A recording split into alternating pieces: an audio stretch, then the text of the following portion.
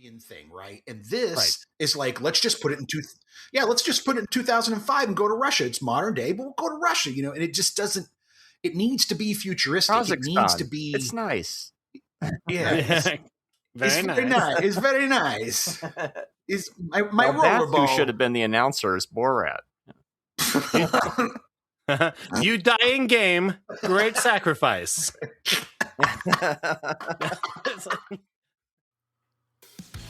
Welcome to Season 4 of Talking Pondo. Talking Pondo is a podcast where Clif and Marty give each other a film to watch and talk about them in detail. Some episodes will include a special guest.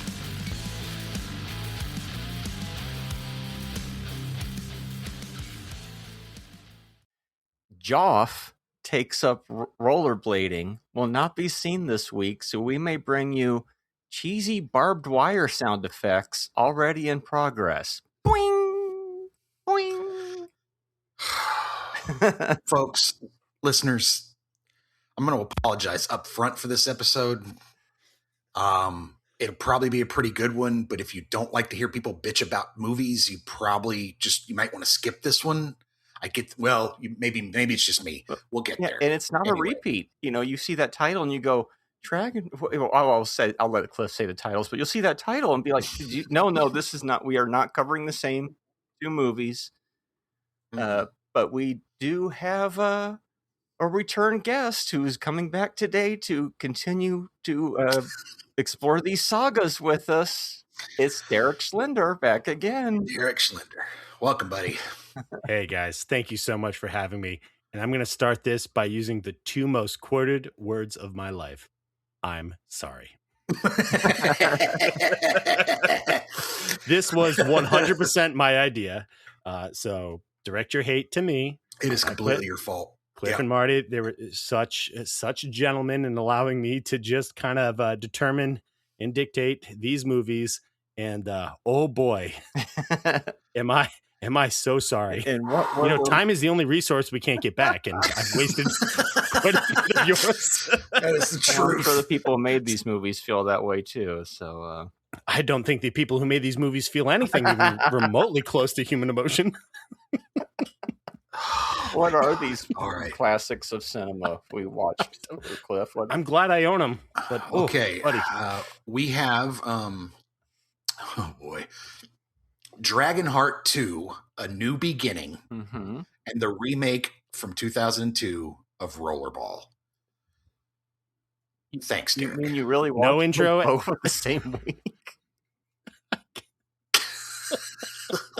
It's just, I guess if you're going to get kicked in the nuts, you might as well spread your legs and just, make a nice target. It won't hurt as bad the second time. It's the first kick that gets you. Oh, no, you got them both the first time. That did it. Well, we do have some listener mail to ease the pain briefly before we jump in. Let's see.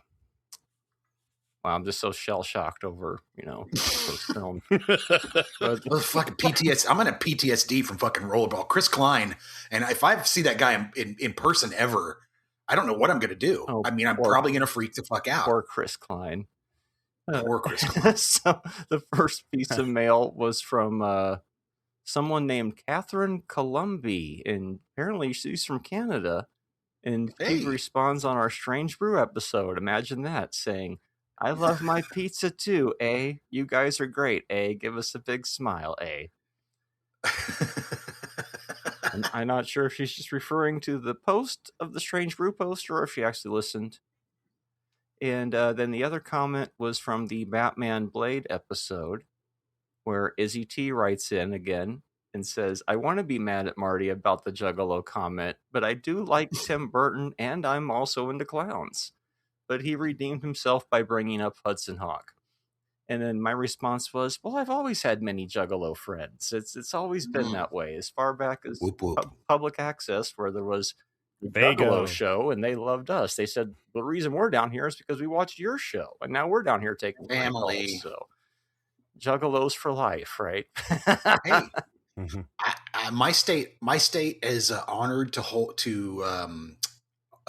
allow the Juggalos to come in for the gathering every year. Yeah. They have the gathering here in my state every year. It's a big deal. And Yeah. apparently, from what I've read, it's kind of, I read an article on it recently for some reason. And what people are saying is like, it's one of the last festivals out there that is a corporate Americatized to death. True. Like, yeah, they're their own thing. Food's cheap, drinks are cheap. Apparently, there's plenty of good drugs. If you go for that type of stuff, wheelbarrows, and there's like, dude, Sarah Sherman from fucking Saturday Night Live is going to be doing comedy at the gathering. Oh, this they always year. get the strangest guests. That is the wildest. Like, I was just like, that is the wildest pairing. That's like, they had Gilbert Gottfried one year, I think. Yeah. So it's Downside, the smell. Yeah. Well, that's a lot of cons. So and Juggalos. If I may, I also have a piece of fan mail. Oh shit! Hit me with it. That says, "I kill you, scum," which I believe was written by my father after I made him watch both these movies. Oh with no! me.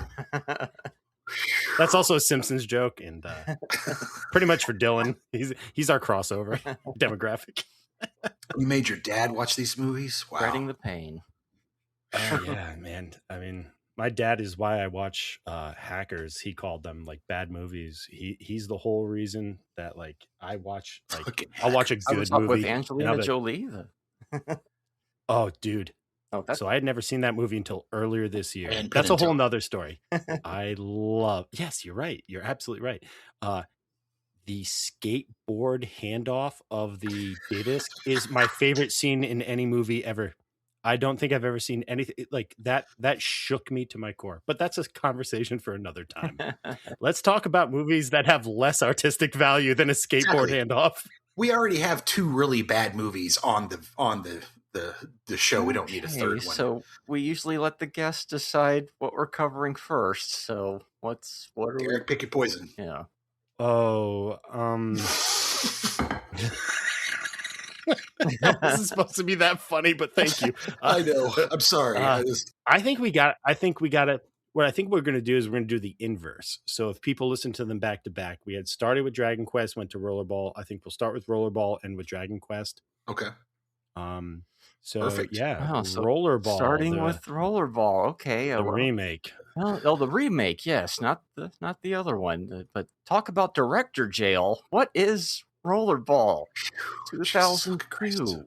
Cliff. Rollerball 2002. PG-13. 1 hour 38 minutes. The big thing in 2005 is a violent sport which can have some pretty serious consequences, like dying. This is directed by fucking John McTiernan. By John McTiernan. Writers are William Harrison, Larry Ferguson, John Pogue. Stars Chris Klein, Jean Reno, LL Cool J, and Rebecca Romaine. And let's see here. Storyline. In this fast action-packed thriller, Jonathan, played by Chris Klein, Marcus, played by LL Cool J, and Aurora, Rebecca Romaine, compete in a dangerous, fierce sport called Rollerball. Although Jonathan and Marcus try to quit, cruel and vindictive promoter Alexei Petrovich, played by John Reno, encourages them to still participate. Petrovich sends his men to attack them while they're on a trip, but Jonathan survives. In the end, during a game of Rollerball, Petrovich attempts a public execution of Jonathan, but the question is, will Jonathan get revenge? Wait, is that really the synopsis they give you? That is what they gave me. That's the whole movie. Mm-hmm. Yeah. Oh, yeah. Now you don't have to watch it. They're thinking that the plot's too complex. It's, I mean, for a Rollerball movie, it's a pretty complex plot, honestly. Jesus, where to start? First off, John McTiernan, really? Oh, you're going to start really, there? sir? Okay. So this guy brought us some good movies at one point. He did. But he also brought us Last Action Hero. So, he gave us fucking Die Hard. But yeah. Right. But also, he apparently fucked up. Am I allowed to swear on this podcast? Yes. Oh, yeah. He gave us Predator. Uh-huh. He gave us The Hunt for Red October. Yes, he apparently fucked up 13th Warrior so bad that Michael Crichton had to come in and do like the cleanup on it. So if we're talking like time frame, this kind of fits. Mm-hmm. You know what I mean? Kind of fits. There's a lot of stuff. Directly after 13th Warrior, he goes to do Rollerball.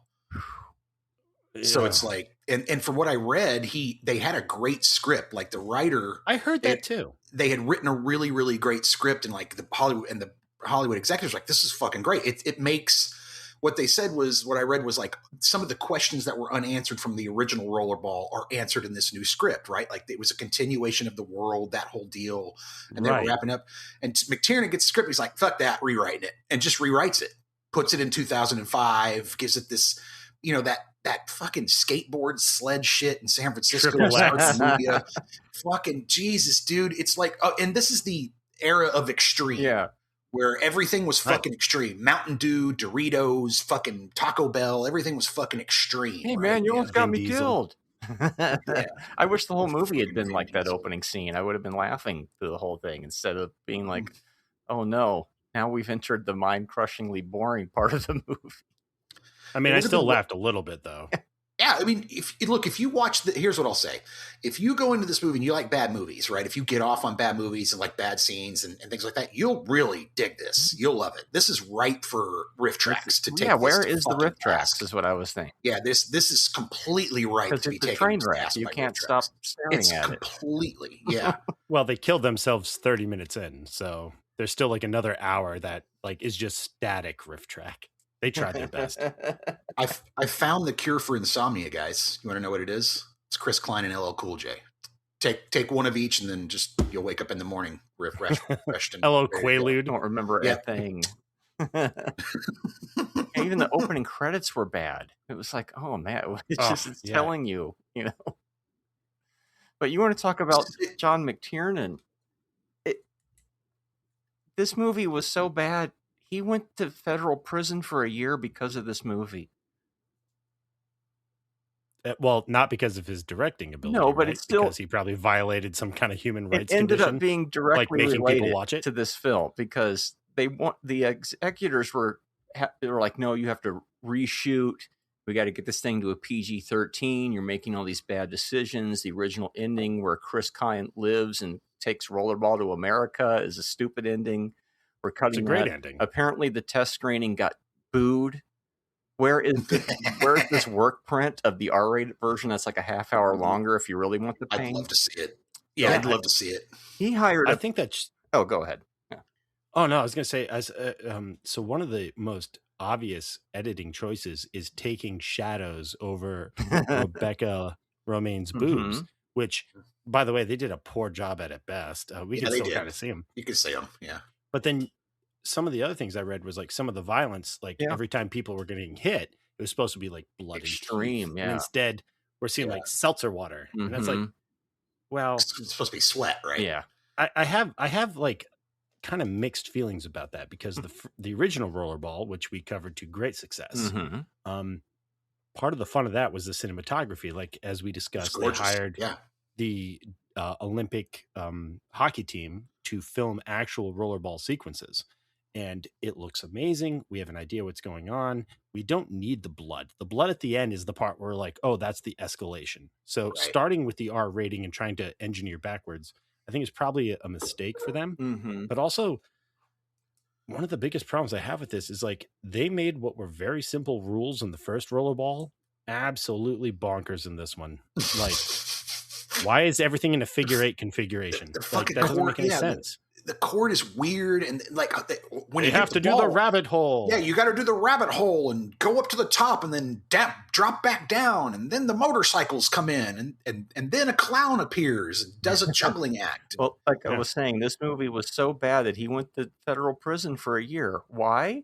Well, he paid a private investigator to wiretap the executive or the producers of this movie to see what kind of shit they were talking about him in the movie.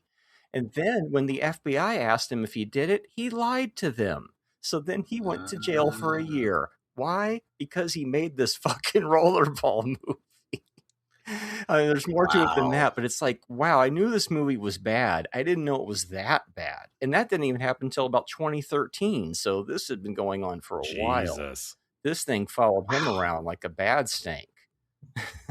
But why doesn't this movie come up in those conversations of worst movie of all time? This should be sitting there right next to the Battlefield Earth in those conversations. everybody forgot about this one, I think, Yeah. This one kind of, it's flown under the radar of bad movies for some fucking reason. I have a different answer. You would have to see it in order to put it in purgatory or director's jail. And I don't think anybody saw this except when I foisted it upon you guys in what I can only say is the biggest mea culpa of all time. And Jesus Christ, man. Well, save it because we got another movie. I had seen it before, but I was just kind of like, I didn't. This is called misdirection. Yeah. But this time was just, we've seen some bad movies on the show, but this is a train wreck, sloppy and disjointed. They're trying to immerse you into it, but nothing gels, right? This story works. Doesn't feel like it's going with this. The rollerball itself feels disjointed from everything else. The costumes, unfortunately, a few years before cosplay becomes big, so even the costumes are lame. Oh, they're terrible. Terrible. They're absolutely terrible. So I'm putting together a rollerball team, best players from around the world, and Chris Klein. It's going to be really good. Even the sex scene in this movie is awful. Yeah, like you would at least think like, okay, well, being a lecherous male, hey, I'll get some breasts. At least I'll get that out of the movie. And of course, so what does John do? To get the PG-13, he covers them in shadows. But then like, it's Klein pulls up to the warehouse or wherever she is, or she's fucking working out, and like, it's just weird, like fake aggression. It's longer the strangest. In the R cut too, apparently. Yeah. We don't even get a taste. Sense. We don't even get a taste of what Uncle Jesse was so obsessed about. Hey, John, who do you want to cast as a play-by-play announcer? Let me think. Pendulette. Best I can do is somebody who kind of looks like him. No, it was Paul. It was the guy who did. There was Paul. I can't remember his name, but he was doing like the not WWE WWF. He was doing like the other thing, and oh my god, Paul Walter Hauser. If only it was Paul Walter Hauser. No, it's the guy. It's the guy. I've seen him because I watched a couple of these documentaries because Maynard was very insistent I educate myself on wrestling. And apologies to Maynard, I watched those documentaries and all they did was make me terrified of wrestling. God, what is this guy's name? I'm trying to find this guy who played the announcer, because he is as jarring as the edits are. You're like, every time they cut to him, I'm like, okay, I don't think we need this. And then when they try and make him seem sympathetic at the end, I'm like, please stop. Like Paul Heyman is who you're thinking. That's it, Paul Heyman. Yes, because he ran a secondary wrestling organization. Yes. WrestleMania X7. Oh, dude. And he was in ECW too. Wild. Yeah. That was the one. Yep, that was the one. Well, maybe, what are they doing? Maybe John McTiernan. When are they going to stop this? Maybe John McTiernan just needs a better editor. Maybe that's why some of his movies are better, or I don't know. Or he's extremely hit or miss, or maybe he was off the rails at this point, considering the crazy shenanigans we hear about behind the scenes of this movie. Oh, so there was the legendary test screening of this film that got jeered, right? And the Ain't It Cool news guy, Harry Knowles, from way back when, I think that was the guy's name. The pantheon of journalism. Yeah, right. He was one of those first online critics who had the power to sync or launch a movie, and he was just like, this movie is just fucking awful. So that was one of the first of that. I did read about that, yeah. Dude, okay, so this movie has Oleg Taktarov in it, who back in the day when the UFC was cool, and it was actually like, because I don't know if you guys remember this, but the UFC in the first 6 or 7 years was basically just like, let's see what happens when you take a karate guy and a kickboxer guy and let them fight. Let's see what happens when you take a pit fighter and a jiu-jitsu guy and let them fight. Because now everybody's just mixed martial arts. Now it's just, kind of boxing and jiu-jitsu, right? But back in the day, you had actually different disciplines kind of going at it. And that was correct. Muay Thai was big at the time. Muay Thai was big. And Oleg Taktarov happened to be a specialist from Russia. He was a fighter. And he was a real tough guy. I really enjoyed watching him fight back in the day. So he's in this movie. And guess what his character name is? Oleg. Yes. Fucking Oleg. And that's the kind of originality that I'm looking for in a Rollerball remake. It's so he wouldn't miss his lines. And Oleg says, Das, yes, I say, anyway. Me name am Oleg.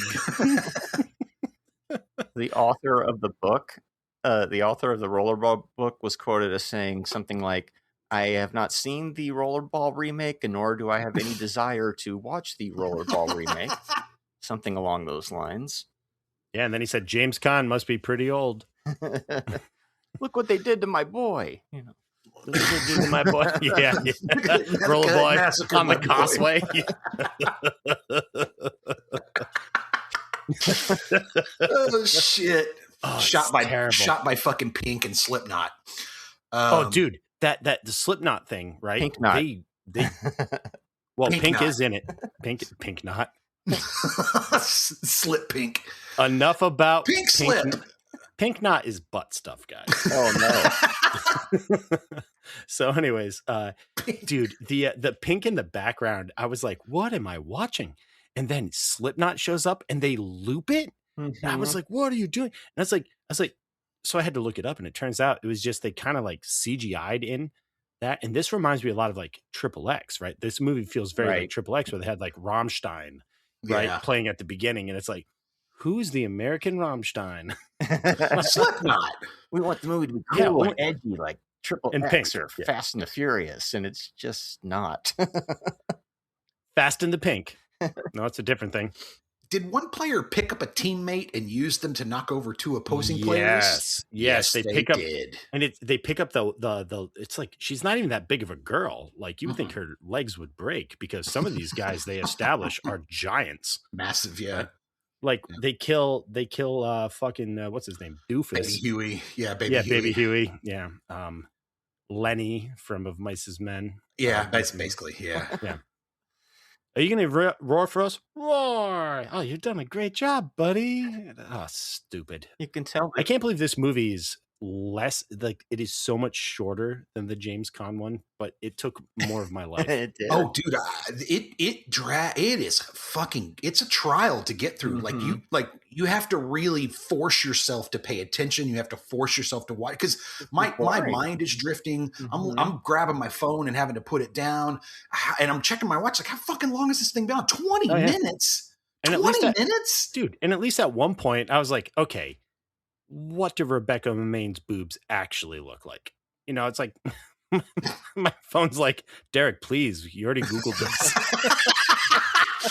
tits out, reps out, right? Like, oh, it was so weird. I was like, nobody would just get into who the fuck works out while they're topless. First of all, nobody works out when your skin touches your skin, because all it does is like abrase your skin. Like you need, I don't know, but that's just, oh my God.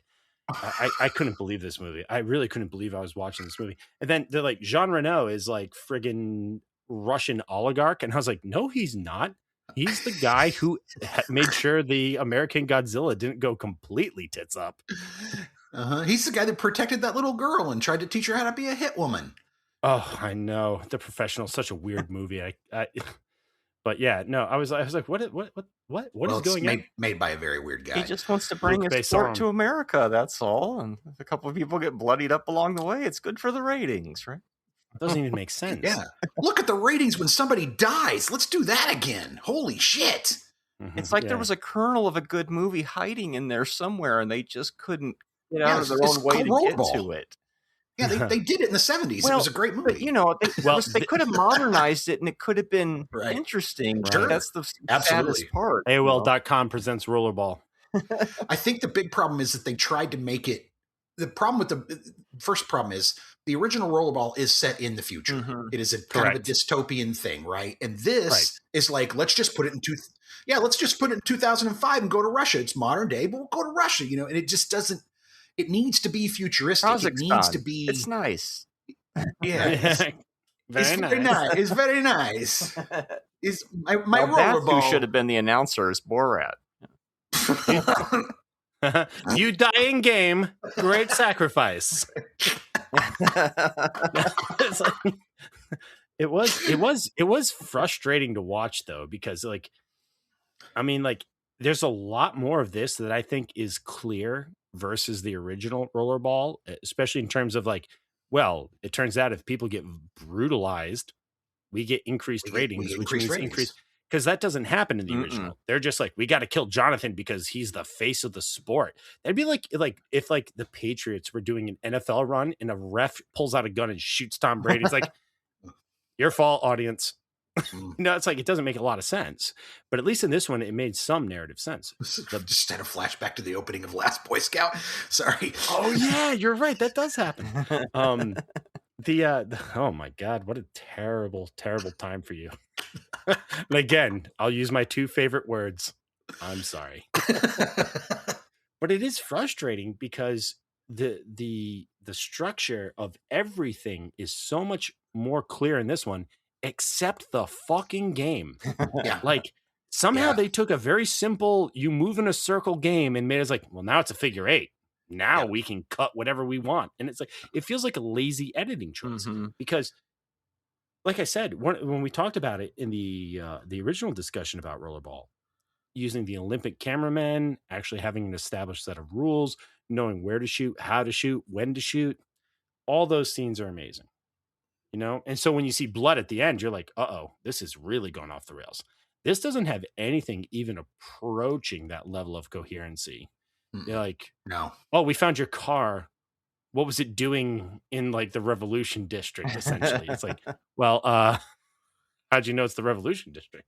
Like, it's so much of it is just so flat, and it's so much shorter than the original Rollerball, but it feels so much longer. I can't get over it. I just can't get over the bad decision making. Let's talk about that fucking night vision scene.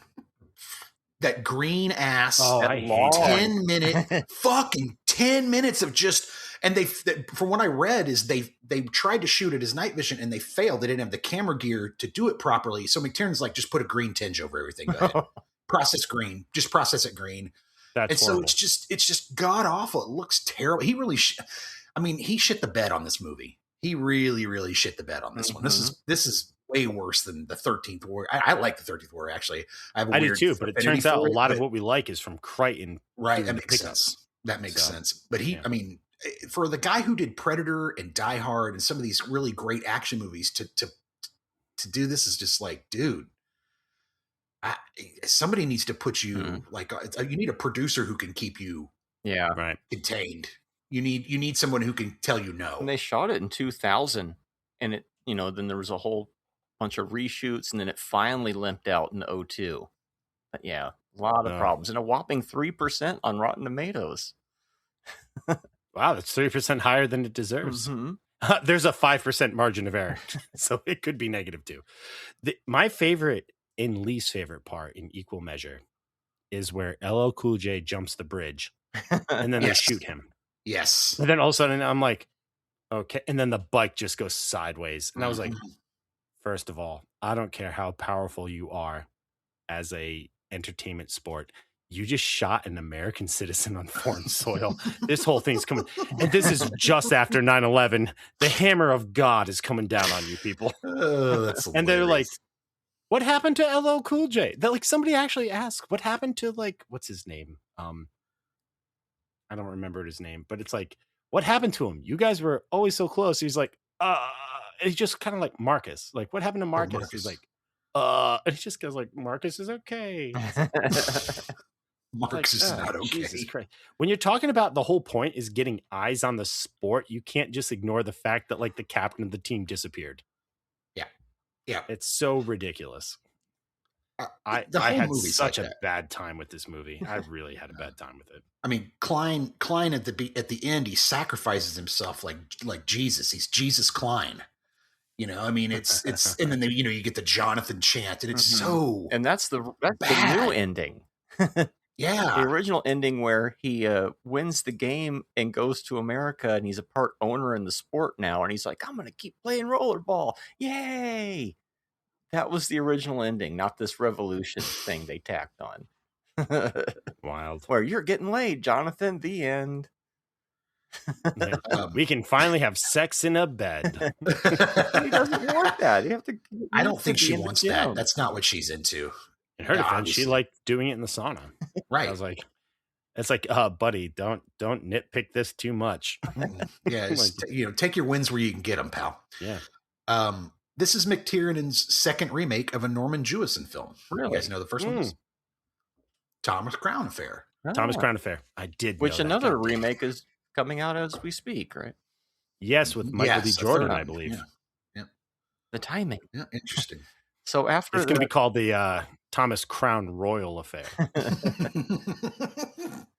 So after that opening sequence, that I mean, you remember that movie, The Program, where they pulled that out of theaters and cut the part out where the kids were laying in the street when the cars were driving over them because somebody got run over?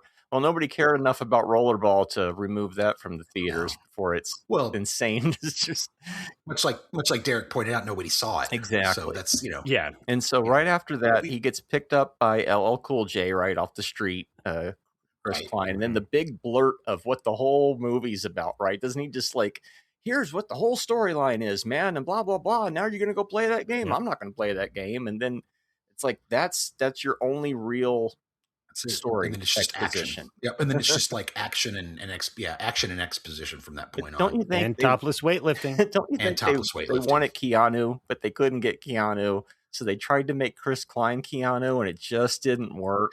Right down to that. Keanu read the script and he said it was bogus. It's bogus, man. Well, see, that's the thing. Which script? Because I mean, again, yeah, that is true. If you R-rated script I heard was really something. If you read the first R-rated script, it was supposed to be really great. Maybe you sign on for that, and then suddenly McTiernan's like, "Oh, here's my rewrite," and you're like, "Fuck, I'm contractually obligated to this shit." I read an interview with LL Cool J, and he said a year after the movie came out that that the movie was absolute fucking garbage, and that he's basically like, I had to go out and promote it. You know, that's the job. The job is to go out and promote the fucking movie. Yeah, he did it on a podcast, right, or something like that. Yeah, so I did it, but yeah, the movie's absolute fucking garbage. It was just a terrible, terrible movie. Yeah, we've watched somewhere in the neighborhood of 230 movies for the podcast, and I genuinely think this is the absolute worst one that we've ever covered. Well, hold on. We have one more to talk about. No, I was going to say, hang on a second. Considering the second movie today, for me, I still think Rollerball is the worst thing I've had to sit through for the show. For me, it's the second. Incredible. What the second? Well, I'm just honored that I was able to bring both of them too. I mean, for my taste, out of the 230 some odd movies we watched, I mean, fuck, I'd rather watch the Before trilogy. Well, those are good. No, in some people's opinion, they're those good. The Neil Breen but in no movies? people's opinion is Rollerball good. Dragonheart 2 and Rollerball. Oh, I'd rather watch Running Time. I'd rather no, watch. that's not the question. Though. That's not the question. Though. Not, yeah. The question is, your options are either watching Rollerball or Dragonheart 2. That is the question. I don't think Running Time is better. I would just prefer to watch it over these two. I think that probably, if I had to preference between these two movies on the podcast right now, I would probably watch Rollerball again, but either one I would be miserable watching. Well, I've watched them both twice, so I have I can tell you what it's like. He's got calluses on his eyes. You got any other notes, Marty? No. No, you guys want to score this turd burger? I think it's pretty obvious, but I give it half star. It's just so bad. Derek.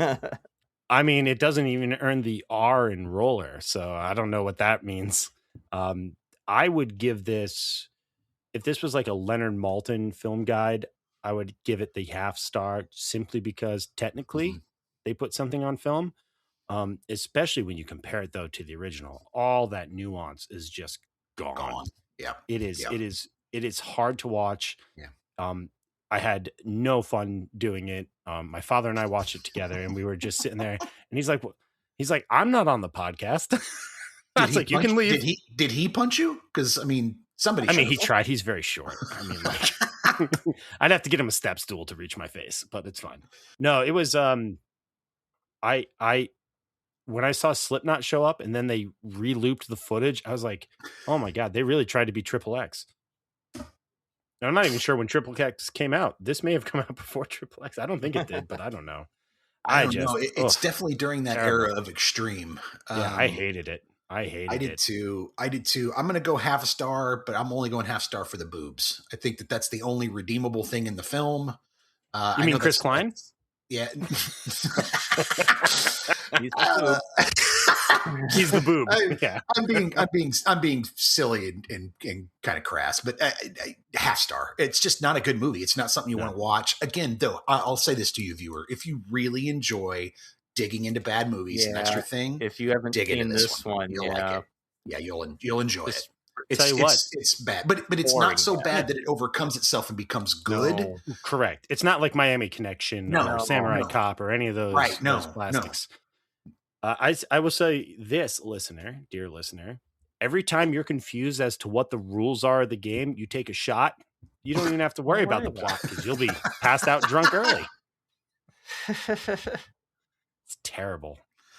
I can't believe I own this. Like, this is one of those things that's like, oh my God, I have a physical copy of this and I've watched it twice. Like, this is bad. Is it Blu-ray? Mm-hmm. Wow. Okay. It does not look or sound great either. They put this, they actually took the time to special put this features on Blu-ray. The special feature is the trailer. It's a nightmare. Yeah. Which brings us to Dragonheart 2. So I'd rather not. So we're just forgetting about accents then? So what is Dragonheart: A New Beginning? I think we're also forgetting about production value. Well, yeah. Dragonheart: A New Beginning. Video, straight to video, 1999, rated PG, 1 hour, 24 minutes. Mercifully short. Directed by Doug Leffler. Writers are Patrick Reed Johnson, Charles Edward Pogue, and Sherry Goodhart. Stars Christopher Masterson, Harry Van Gorkum, and Rona Figueroa. Your storyline: when Jeff, an orphan stable boy, played by Chris Masterson, discovers Drake, the voice of Robbie Benson, the world's last living dragon, he realizes that his dreams of becoming a knight in shining armor can now come true. Together, they soon face challenges that turn them into heroes. But caught up in the excitement of their new lives, Joff and Drake fail to see the hidden dangers that surround them. You know, I try not to interrupt Cliff when he's doing these things, but then he says things like Joff, and I can't help myself. Well, you... Damn you! Damn you! Old man screaming at the sky! Jesus fucking Christ, this was bad. Yeah, it was.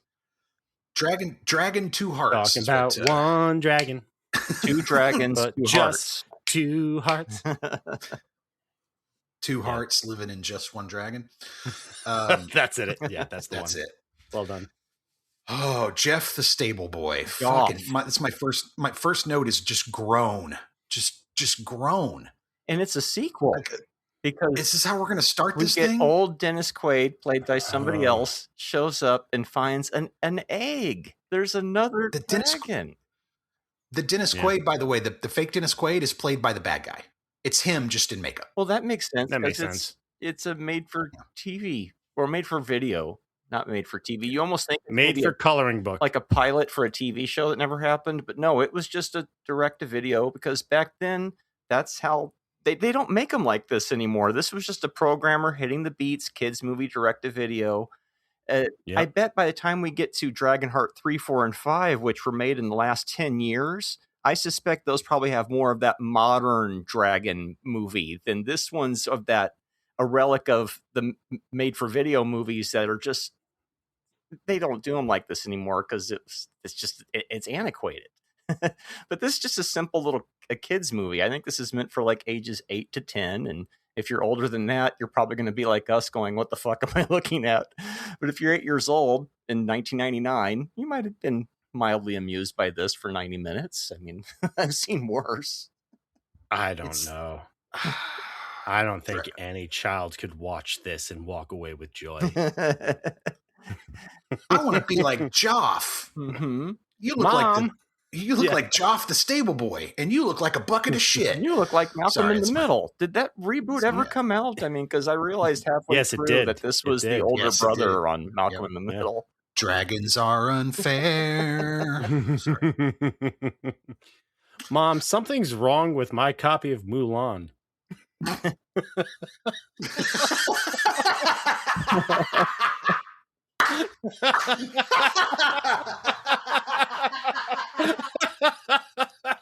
Right? Oh shit, that got me. I know. It's so bad. It is so bad. It's awful. Oh my God.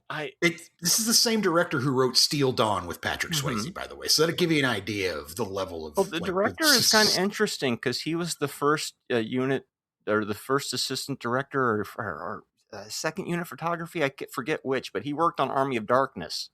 So I was like, well, that makes sense because kind of the look and the sword play reminded me of some of, like, at one point the guy's even got the two swords going, and I'm like, oh, he's just remembers.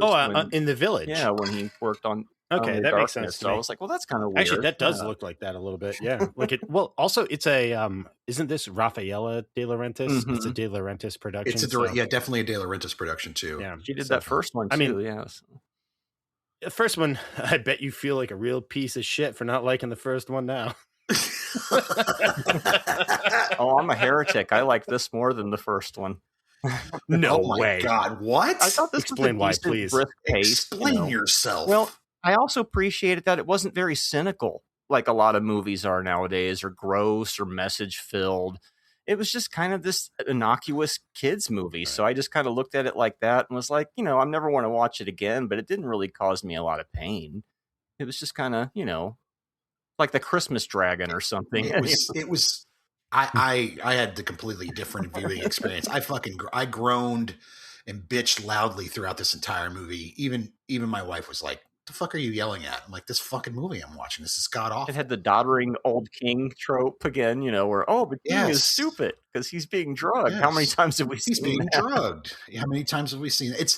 It's a ton of tropes, right? But right off the bat, the dragon egg, right? So Draco found some time to get a little on the side while he was venturing with Dennis Quaid, or he was asexual. Dragons are asexual. They just lay eggs. Like, there's no explanation for where this because in the first Dragonheart, we find that Draco is the last of his kind. There are no more of him. This is a retcon. And he completes the constellation, by the way. Yes. So where does the egg come from? The chicken. Which came first, the egg or the Draco or the egg? And then 3, 4, 5 are prequel to the first movie, so we don't go. Well, that would make more sense actually. We go back in time. So there's apparently some kind of like Asian dragon war that we're missing, so that might be one of the movies. Interesting. Dragonheart 1.5. Hopefully the CGI is better in those last three, because the CGI in this is fucking. Well, it's terrible. It's made for video. They're not putting a lot of effort. It's so bad. It. Yeah. It is so bad. The Blu-ray transfer, though, really shows how little they cared about composite shots.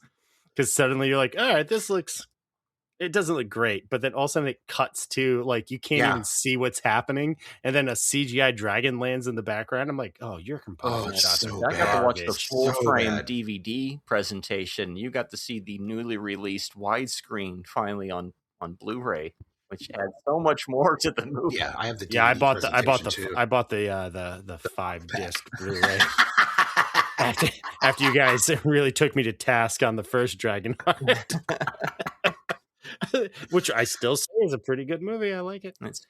They lean heavily on the Randy Edelman soundtrack in the second one, though. Oh my God. It's like every time something happens, you're like, in soundtrack by songs by Randy Edelman. Remember the other movie? Yeah.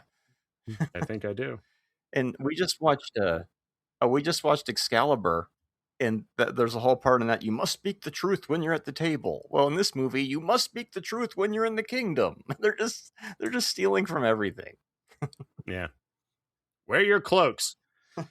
Well, and it's so, and I get it. I know it's a kids movie, but it's so clumsily handled. Like, the bad guy's like, now the people who do this will wear brown tunics, and the people who do this will wear green tunics, and then we'll start to discriminate against you because you are now red and green and blue people. And it's just, he didn't have a good plan. Man. Yeah. And look, I know the movie's only an hour and 24, right? But you could have made it an hour and 30 and spent 5 minutes showing the dragon and Joff becoming friends, right? Because it just, suddenly they're just like, oh, I guess we're a teammate. We're teams now, and let's work together. And I'll teach you how to fart, fire, and spit ice. That'll be fun. Dragon farts, yeah. Dragon fart, a new beginning. Now kids would want Dragon fart. Dragon fart 2. Dragon fart also.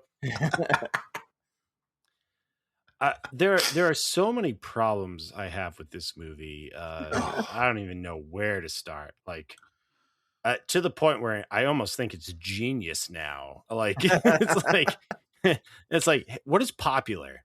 Dragonheart? No. Mulan? There's a dragon in that. Like, it's so, like, even the introduction is like, and this is my son. I'm like, guys, we live in a day and age of Mulan. You can't get away with this. Oh, it's so bad. It's so bad. And it's funny because as I'm watching it with my father, right? Again, he sacrificed a lot to be my progenitor. But we're sitting there watching it and they're playing this song in the background. And I'm like, this sounds like they're trying to do the song from Pocahontas, like Colors of the Wind. And I was like, what is happening? Heard the moon cry? Oh, sorry. Yeah. But because, it's East versus West, it would be Colors of the Wind. So this is the Asylum's version of Mulan, is what you're saying. And also we have the Asylum version of Timothy Dalton. So yeah. Mm-hmm. I mean, I was like, oh, cool, they killed that guy. Oof. Oh, wait a minute, he's just faking. He just wanted that Dragonheart. We haven't even gotten to the kung fu expert who shows up. It is very violent for a kid movie.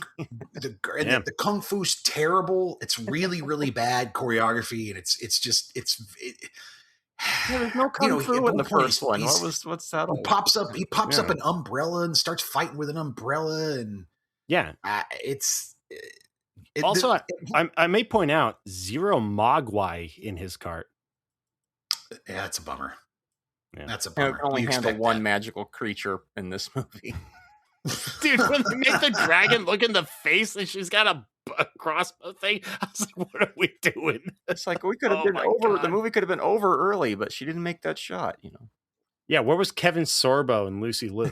Like, and you got Roland just walking around with open sores on his mouth. Like the dude's just got a huge, like, I don't know if it's cold sore or if it's like, some sort of makeup, but he's got this big freaking sore on his authentic lip. To the time period. Looking at here, I guess.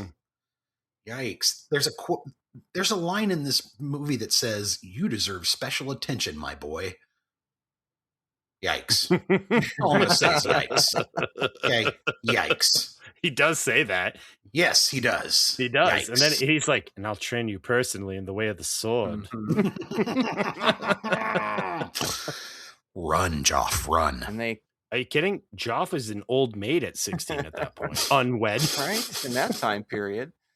His best friend's a dragon who may or may not be real. Mm-hmm. It's like Pete. The practical effects are the worst. When they're talking to the hay heap, that I was like, how much longer is this going to go on? And the answer was too long. Too long. At least it knew what it was, it has a beginning, middle, and end. It's coherent. The other movie is like, oh my dear Lord, what happened? And this is just a dumb kids movie. But they do share a similar pain. You mean it's a movie for dumb kids? Well, almost all of us can be a little dumb at some point when you're like 5 or 6. Well, that is fair. It's very true that kids will buy stuff that adults won't, right? And because their minds will fill in the gaps and stuff. But I don't find this movie super coherent. Well, we got to find somebody who has nostalgia for this. It doesn't make a lot of sense. Not me. This movie. Nostalgia for the first one, which is well discussed. This one, I was like, I just saw it like 2 weeks ago. Like, oh my God. So this is they get a comet like every 20 years here or something. There's comets just flying around constantly. A lot of comets. In that universe. What are they talking about? Like it could invite evil into a dragon. Like what are you talking about? It doesn't even make sense. And then the guy was a dragon who was condemned to the body of a human or something, right? That's what it was. So he was going to get his heart back and come back, and then the bad dragons would be back or something. Yeah, something like that. And they were all going to. This is the worst double dragons I've ever seen. Dude, that fucking dragon fight at the end was so bad. That dragon fight at the end was so It's just like Looney Tunes level of buffoonery. Well, their eyes don't look in the same direction. Virtua Fighter. Virtua Fighter. It's Video as slow as Virtua Fighter, that's for sure. Video Game Dragons and Bad Kung Fu, man. And they made 3 more of these afterwards. They were like, let's make 3 more of these. And fucking It took a while. Robbie Benson? It was like Robbie Benson. 2015 until they made the prequel, so it took a bit. That's why I bet they probably don't have this vibe to them. I bet they're more of like a prestige television direct-to-video, because that's how stuff is now. It's weird how the Dragonheart franchise, it really follows tech change a lot, because the first one was, as we talked about before, all the Matrix and all that stuff kicked in. And then this one is kind of one of the last of the old school direct-to-video before we're not making movies like this anymore. So I'm almost curious to see what 3, 4, and 5, if they're like a How to Train Your Dragon or Game of Thrones ripoff or something. Or if they're gritty, Apparently Patrick Stewart is the voice of the dragon in one of them. Hey, okay. We're leveling that up. Might be interesting. I think he screams, Camelot! Earl Grey. Hot. Open your ice lung and blow. Oh my goodness. I know. Like, how many lungs these motherfuckers have? It's like every chromatic dragon in Dungeons and Dragons. Like, at least make him one chromatic dragon, he's upset that you guys are friends and you're no longer friends. You've shared 20 seconds of screen time. Like, please stop. Please stop. Oh, and then capture the old man, and they put a mask on the monk and they just drag him away. And it's like, and they drug the monk. You have to assume the monk is like, I will not betray him.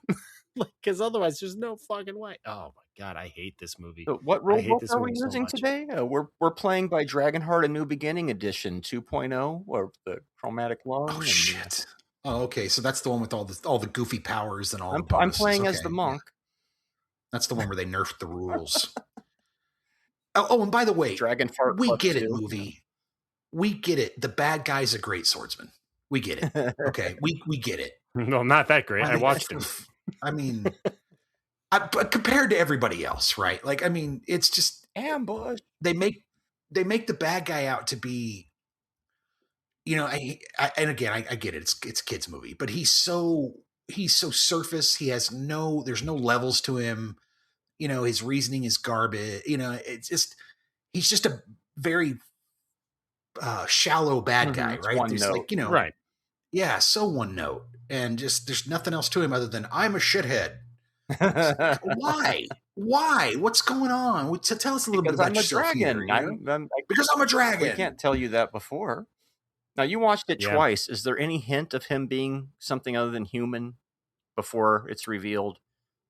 No. Yeah, I didn't think so. Absolutely not. Absolutely not. As a matter of fact, the only hint that he might be, to quote Rob Zombie, more human than human, is when General So, P.F. Chang himself says, "It's you." And he's like, yes. And it's like, what the hell are we talking about? It was so funny because we're watching. It's like, it's you. And I was like, wait a minute. Didn't they say there was a dragon who fled to, and they say their own words, the Orient, right? And he started a dragon rebellion. So Draco being the last dragon is interesting if he's the last dragon in European mythology. This idea of East meets West dragon mythology, meeting maybe somewhere in the Silk Road or something like that, there's a good idea there. This movie just doesn't know how to do it, because I truly believe the idea of Eastern dragons fighting Western dragons, that's a good idea for a movie. I would actually really like watching that. It'd be a kaiju movie. It'd be like a Godzilla movie kind of thing. We just call it Eastern Dragons. B-Wars. Perfect. Yeah. Silk Road Dragons. Silk Road Dragons. The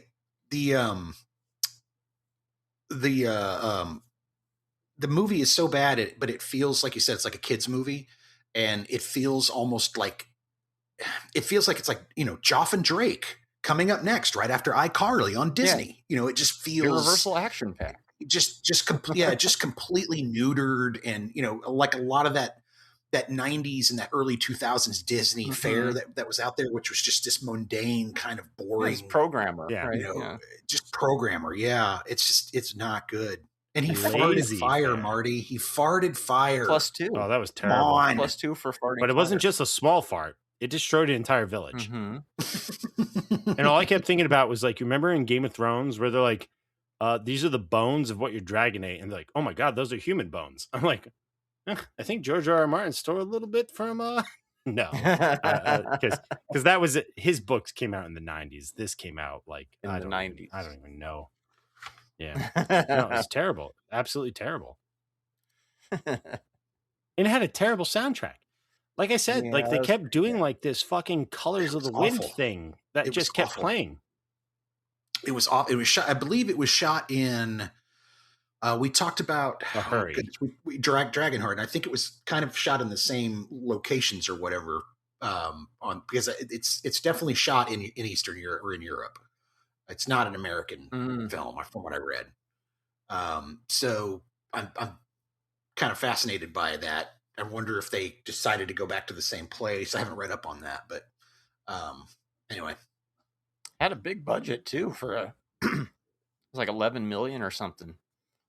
Yeah, all to They the spent $11 million on Isn't this? that crazy? Wait, the second one? Yeah, that's what I think I read. Yeah, How much? The first one was what? I guess Like- you had money to throw. well, the first around one back was then, expensive for the time. Yeah, the first Dragonheart was rather, relatively expensive. I think we Yeah. talked about that. We talked about the fact that they spent like, I think It was you like said it was like $300,000 a million. minute. Yeah, Yeah, it was like for 24 Dragon, million yeah. just for the dragon stuff, right? It's funny because Yeah, the budget was 57 million for the first one. didn't you say that Damn. Dragonheart VHS was the first widescreen? Yes. And then the irony of Yeah. this one being a full frame movie. Oh, that's hilarious. So yes, I was at Sunscreen Videos or Suncoast Videos, and they were like, "Here's what Dragonheart looks like in 4:3." I'm like, "Okay," and they're like, "Here's what it looks like in 16:9." I'm like, "Oh my God, I can see his wings!" And from that point forward, I started doing. Now this one on my illustrious Blu-ray collection, I don't think I could give a crap. Like I was watching it, and I was like, "Just tell me when it's over." I hated this so bad. And the fact that it not only wears the Dragonheart like name, but then also constantly pushes the Randy Edelman's To the Stars, which I said last time we talked about is one of my You really love favorite that, scores. I love that score. I love Randy Edelman's To the Stars. I play it all the time. I friggin' love it. And the fact that like, oh, there's a dragon on screen, play it. I was like, it's only important because it's his death song, you pieces of shit. It's not a dragon. Oh, I was, my dad and I are sitting there watching this, right? And he's like, this is like a 2-hour movie. It's like an hour and 20 minutes. And we were so like flabbergasted. We're like, we couldn't believe that we had been watching it for so short a time because it asks so much of you. Yeah, it's one of those movies where time dilates and stretches. Like it's much yeah. much like approaching a gravity well. That's exactly You know, what it is. Yeah. You time slows fucking down, and you're stuck in this movie that seems like it's never going to fucking end. That is really bad. It continues to go on and on. I thought it had a decent brisk pace. I guess I'm alone in that one. It flew by for me because Marty, you are alone on I that was one, just buddy. like, okay. Well, and I must ask, did you actually watch it, or was it a second screen? No, I watched half of it on projector, and then I watched the Nice. second half in the morning before I went to work one day, which is very unusual for movies for the pod. But it felt like watch this at 8 a.m. It's just perfectly benign for a breakfast type movie. It's funny you mentioned that because back in the day when I wanted to watch like Ultraman, I had to wake up at like 5 a.m. to watch it on like some random cable access. So if you're saying like, oh, I woke up early and watched this, that actually kind of fits with how I absorbed like a lot of Ultraman stuff, like content, because, I didn't have like discs, they didn't really have it. I just woke up at 5 and I would sneak into the room and I would watch Ultraman. So, maybe not being all the way awake was good for me too, because I was just like, and the next thing I knew it was over. It's time to leave for work, and I was laughing about, that silly thing, That's weird because I think this is the first time where, you had to go to something less depressing than Dragonheart 2. I hated this. So much. I did too. It was garbage from the first frame all the way to the end. It looks bad. It sounds bad. Shitty. It's like I said, like they keep trading on this Mulan thing, which is like, oh my God. I don't even know. And then that last dragon fight is so stupid. One snot rocket kills an entire dragon whose entire body is built of fire. That doesn't make sense. Pretty powerful snot rockets. Yeah, I guess. If you were on what is that show, Cliff? About the D&D game show where they all faster purple worm kill. So you would be killed by the snot rocket of death. That's like a 300 first level character. Damage. Yeah.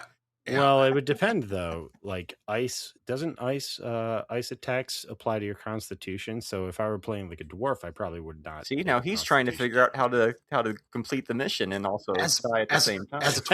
Now I am. Hang on. As a 25-year DM, yes and no.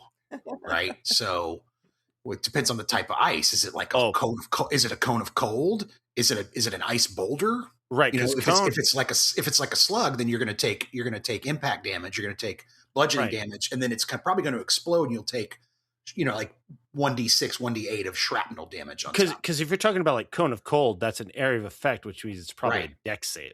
Exactly. Hold on a second. I got to show you something. You're going to have to edit out my absence. It's not that far. I'll be right back. I got to show you this, and then I'll explain the joke. Now, are we going by new beginning rules? You might like it. Or I hope you do. New beginning rules or Dennis Quaid rules here? I do prefer the Dennis Quaid version of rules. I think they're a little more stringent. The Joff set of rules seem to be for kids and for, You can't play as Joff. That's a non-player character. Casuals, I guess is what they would say. It's for casuals. I want to play as Joff. Open your heart to me, Drake. I hold the crossbow and you hold the key. Now you're preparing your defense for when you take this movie on reels and make them watch it.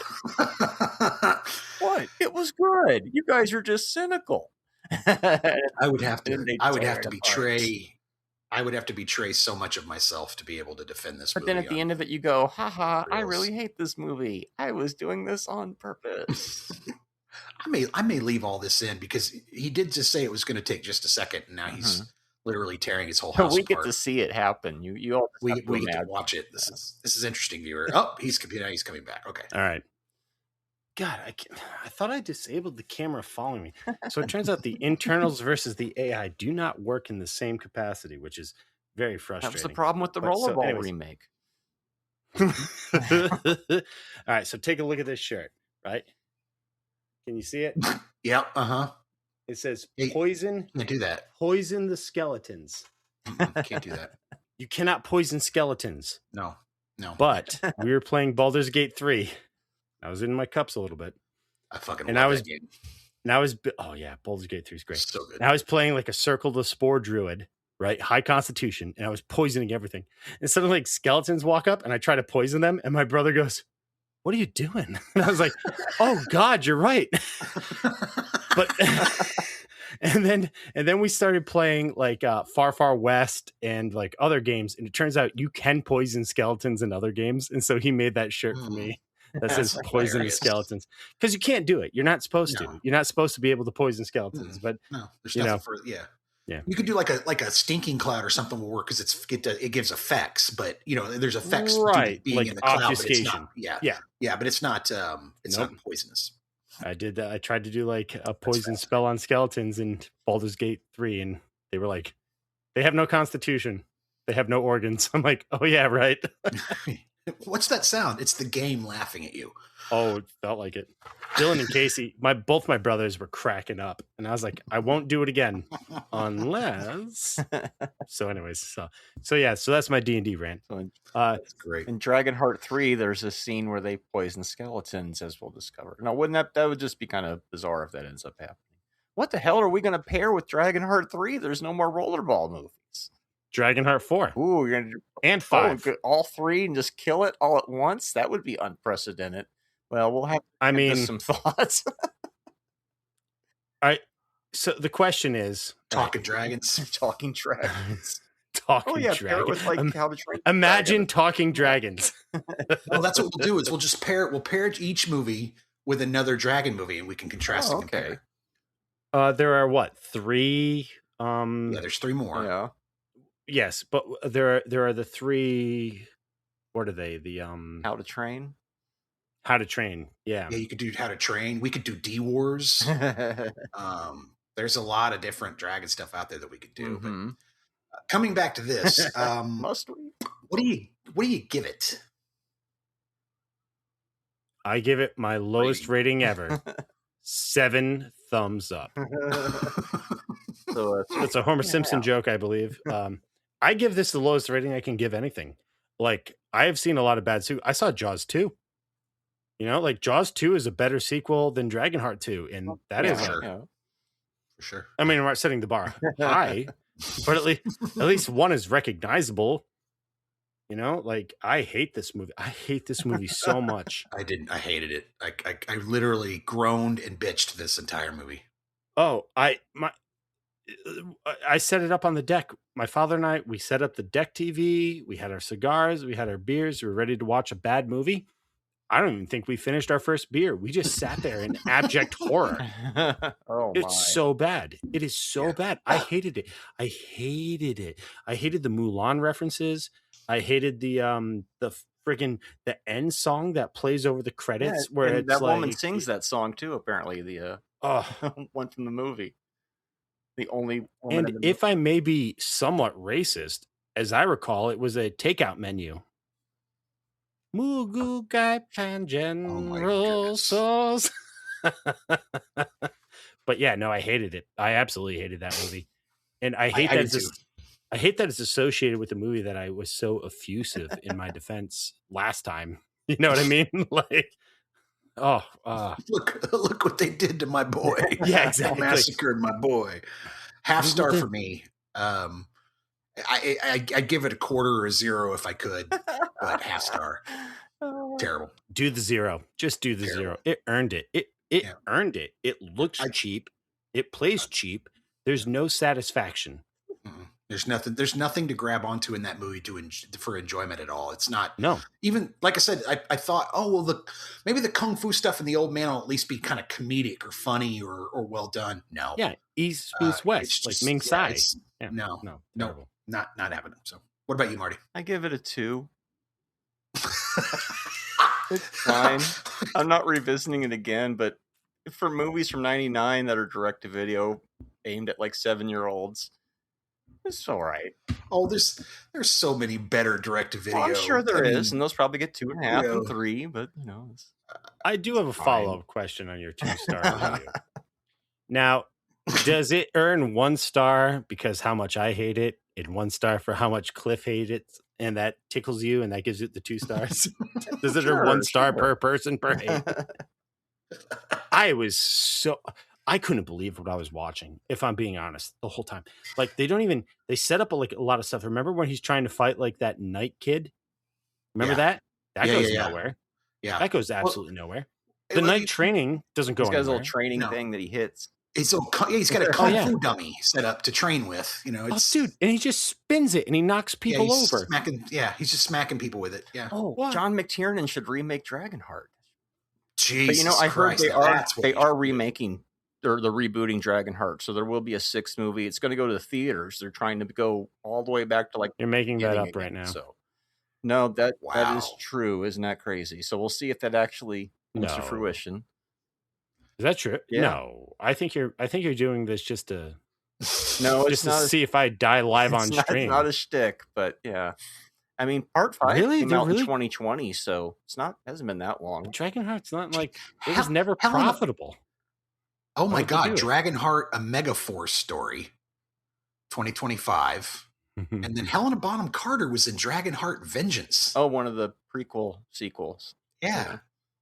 I am curious about those because I'm sure they're not like A New Beginning because they were made in the last 10 years and they just don't make movies like A New Beginning anymore. Yeah, for good reason. Exactly. We have left that in the dust. I mean, that's The why it made me dragon's laugh. eyes don't even point in the same fucking direction. Like this, it's such an artifact of a forgotten. It's like Daphne on Scooby-Doo, for fuck's sake. Mm-hmm. Yeah, It was like a Scooby-Doo episode. Well, no, Scooby-Doo at least has like, some logic to it. This was, dude, they set up a whole failed village attack so they can try and steal a Dragonheart. That was terrible. Absolutely terrible. Absolutely terrible. Again, I'm so sorry I did this to you guys. You should be. Well, dragon farts are good for the environment. So, ladies and gentlemen, this is Derek Schlender. This will be the last time I'm invited on Talking Pondo. Oh, we got more. And for good reason. I mean, it's well deserved. I'm sure he'll be back on. We just won't let him bring any more of these terrible movies. At least not 2 in a row. My God. Dragonheart 2 and Rollerball. Well, it was our joke. Well, to be fair. It was a rough week. Look, they're riding on the walls. Oh my God, I know. And then remember how they break through the wall? They unscrew it a little bit. Like, that's not how impact works. Like, that's not how it works. You don't, like, the whole thing would go. You wouldn't just be able to break through it because you undid a screw. I hate that movie. Oh my God, I hate both these movies. I hate both these movies. And I own them. And I watched them both twice. Yeah. Oh my God, it killed me. It killed me a little bit. Like and subscribe. You got anything else, guys? You want to get out of here? You got anything you want to plug? We could get on. Yeah, you got anything you want to plug, Derek? Sorry. Oh, no, I'm still doing a very mediocre YouTube channel. Schlender 5 Productions. If you liked any of the content that I have suggested today, I apologize. Watch his drunk trailer show. It's really good. Yeah, you know what? I've been trying to get that back up and running, but it's just like, it's turning into one of those things where it's like, I love doing it with Maynard. We have a really good, like, kind of like quip back and forth, but our work schedules are a little different. So he and I just hung out the other day. We're talking about trying to bring it back, but it might come back in slightly modified form. We might have other people guest starring on it. And if you like my trenchant insight, you can always listen to the episode of Weapons that you guys so successfully quoted. So I appreciate the shout out. That's not triangulation. That's only 2 lines. Yeah, it's 2 lines. It's a line. 2 points is a line. Let's get out of here on a quote. What do you got, Marty? Let me guess. This isn't your friend Sergey, is it? Derek, you got anyone? Yes. My hat is like a shark's fin. Deepest, bluest. My hat is like a shark's fin. Deepest, bluest. My hat is like a shark's fin. LL Cool J. Not from any of the movies we watched. Let's see. My quote is, you got your armadillo on? That's funny. We all did variations. All right. See you guys. All right, guys. Thank you so much for having me. I apologize. Absolutely. Yeah, I'll try. It's great. Great having I will try harder next time. Oh, actually, I think, we're kidding around and stuff, but I think it's kind of fun sometimes to bring on 2 really bad movies and just have at them. Mm-hmm. It's not the end of the world. So we appreciate it. Please don't bring them. Please don't do it again. But it's once every now and then it's fun. There's 3 more Dragonhearts, so I can't promise that math. We'll see. All right, guys. Thank you so much. Very appreciated.